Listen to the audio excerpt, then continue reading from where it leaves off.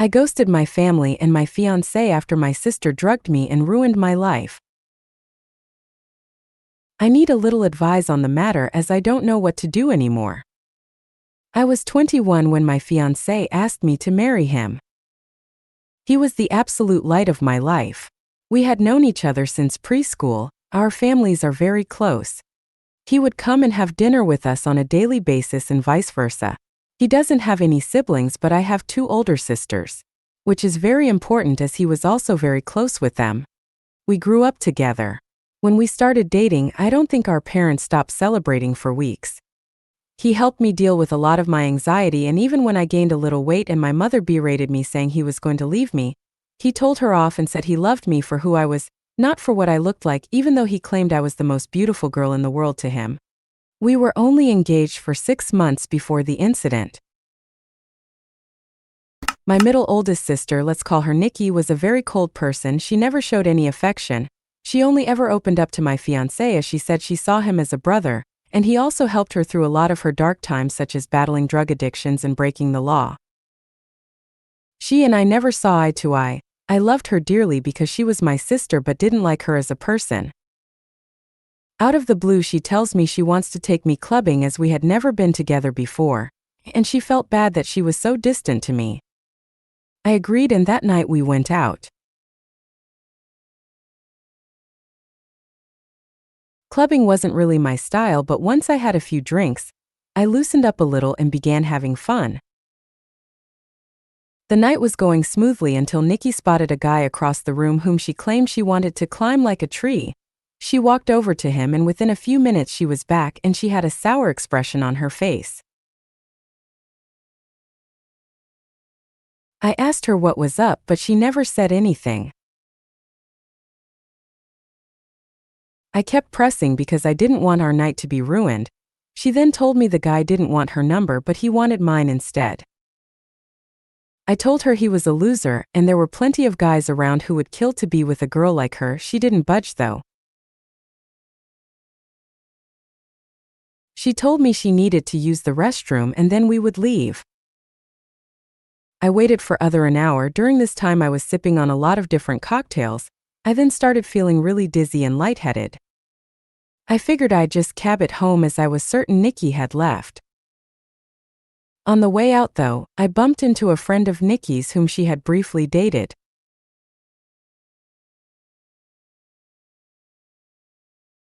He asked me if I needed a hand to my car, and I explained I was getting a cab. He said he was getting ready to leave and we could share one. I told him okay, and we walked out of the club together and into the first cab we saw. I tried to find my phone in my purse, but I felt myself getting dizzier and dizzier. I don't remember what happened next as I blacked out, and the next morning I woke up on a hard sofa, my head pounding. When I came to, I realized I was in Nikki's friend's house and my phone was sitting on the glass table in front of me, but it was flat. When he noticed I was awake, he offered some tablets and water and explained that I had passed out in the cab, and he didn't remember my parents' address, so he just picked me up and took me back here where he laid me on the sofa. I told him I needed to go home as my fiancé would be worried. He called a cab and I left. When I arrived at my parents' house, my mother, father, Nikki, my fiancé, and his parents were all standing in the living room. I thought they were worried about me, but the instant I opened my mouth, my fiancé asked how could I do this to him? I tried to explain that my phone went flat, but he then went on screaming about how could I cheat on him. I was baffled. Why would he think that? I tried to explain the night's events, but I kept getting cut off. Nikki then chimed in and said I was a lying ass and how could I be so heartless to a man who has been there for me through thick and thin. She went on to say I kept flirting with random guys all night, and then when she went to the bathroom, she saw me leave with her friend. I told her what had happened and she showed me photos on her phone where as we were leaving, his hand was on my back ushering me outside. Yes, the photo did look horrible and I was so drunk I didn't even realize his hand was on my back at all. My fiancé was so angry, he kept shouting and his mom and mine were both crying. I then asked Nikki to call her friend and he would confirm nothing happened, but when she called him, he told a completely different story. He said I begged him to take me back to his, and when he did, we slept together multiple times. I saw red and started crying and yelling at Nikki because I knew she had organized this whole thing to make me look bad. I begged my fiancé to believe me, but he just shook his head and left. When everyone had cleared out, my mother slapped me across the face and told me to get out. I left and went to a friend's house where I stayed for a few nights. During those nights I called my fiancé crying and pleading with him to believe me that nothing happened, but it all fell on deaf ears as he never returned any of my calls or texts. My mom texted me and told me she was kicking me out, and that she couldn't believe I would do such a thing, and a lot of hurtful other slurs I don't think I could repeat here. She didn't even give me time to get my things as she threw everything out. I was now homeless. None of my family would take me in, as they chose my fiancé and mother's side. I was homeless and single in less than a day and a half. My entire world had been taken away because of Nikki's lies. Now for weeks I tried everything to get my fiancé back in my family. The limit for me though was when Christmas time had come and I went over to my mother's house to try and reconcile. I was sleeping from couch to couch during this time. When I got to my parents' house, I knocked on the door but no one answered. My friend then called me and told me she just saw on Facebook that my family were in another state celebrating Christmas, and they had posted pictures online. Everyone was there, my sister's parents, grandparents, and even my fiancé and his family. When I myself saw the photos, I couldn't stop crying as they all looked so happy. I cried for days and days before deciding to block them all. I even returned my engagement ring. My friend knew someone a couple hours away who was looking for some help in his restaurant, and he even had living arrangements above where he worked so I could get rent at a cheap price and work at the same time. I wanted to start over with my life as it hurt me that Noon took my side and they all left me to fend for myself. I was able to move pretty quickly and was doing well. The apartment was tiny and I had to work 10+ hours almost every day, but I was able to save a lot of money. I'm not living in the apartment anymore. I was able to rent a much nicer condo, but I am still working at the restaurant as assistant manager. Now it has been roughly 2 years since I left and have not spoken to any of my family. I have no idea what is going with them until I got a knock on my door. It was my ex-fiancé. I was shocked to say the least. All these feelings came rushing back, and all I wanted to do was jump into his arms. But then I remembered the pain I had felt and tried to slam the door in his face, but he stopped it and asked that I let him explain. He said that Nikki had gotten married and she had confessed that she lied about the situation because she had found someone she loved so much and realized what a horrible thing she had done. I asked him how he found me and he said my friend told him. My entire family had been trying to get in touch with me and want to see me. I told him I needed time to see if I even wanted to have them in my life. He left and I have been a mess since. I don't know what to do. I know I will never ever forgive Nikki.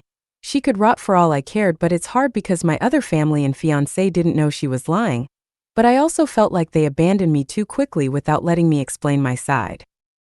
I don't know if I should forgive them. Any advice would be much helpful. Update 2. Wow guys, I don't even know where to begin. I am honestly so grateful for all the support, advice, beautiful messages, and awards you guys have gifted.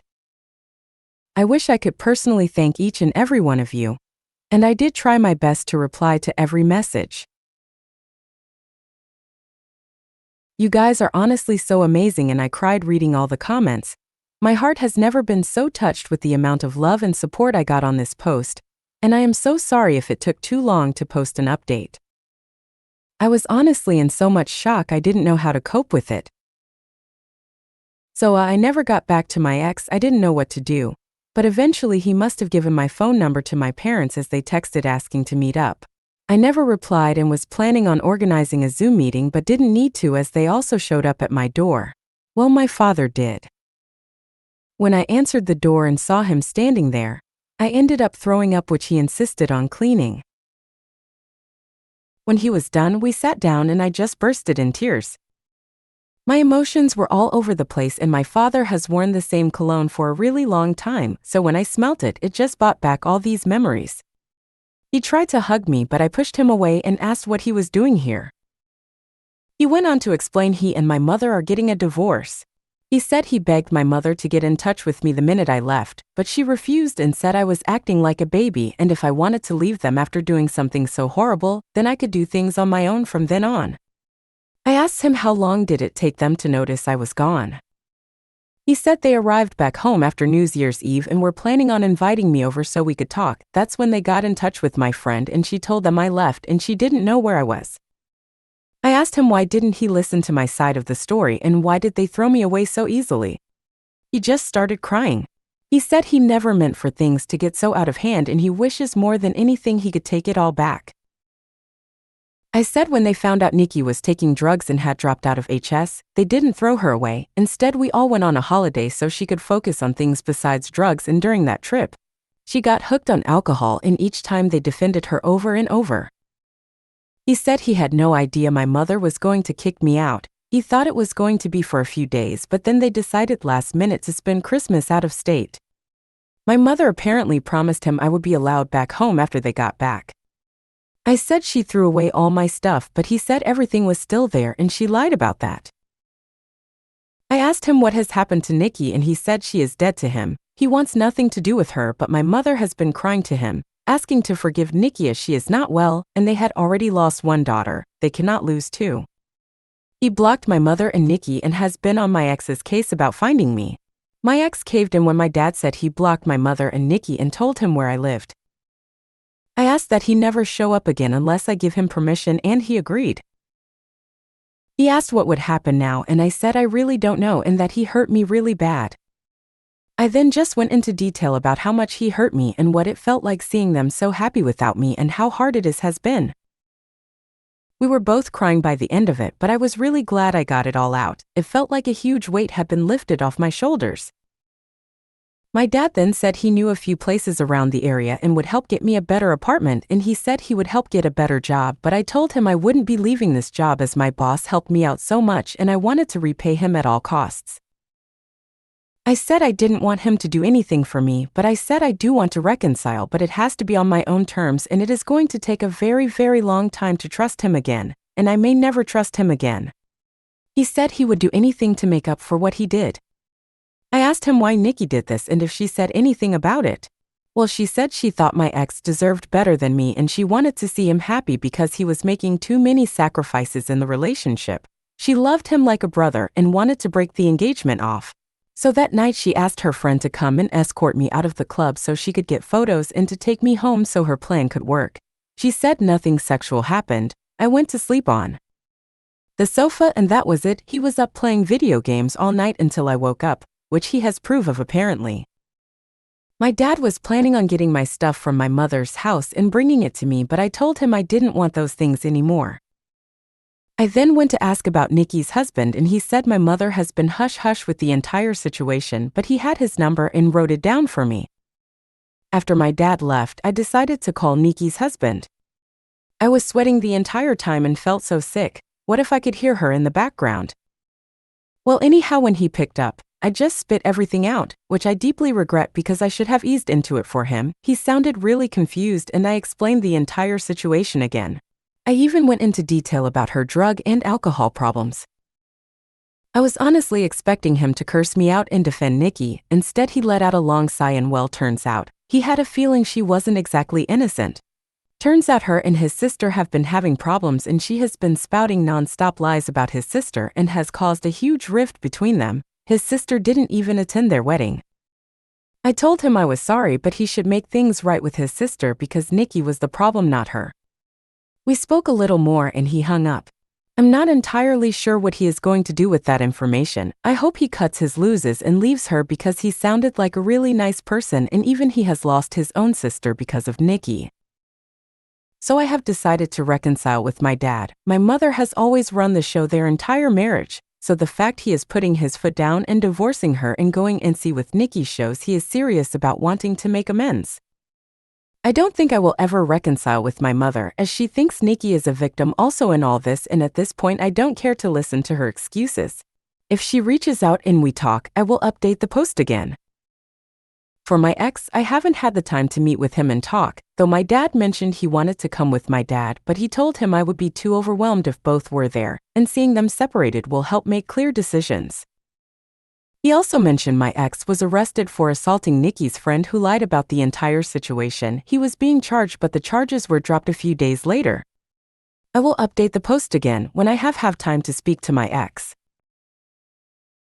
Thank you for watching. Don't forget to subscribe. More Reddit stories here.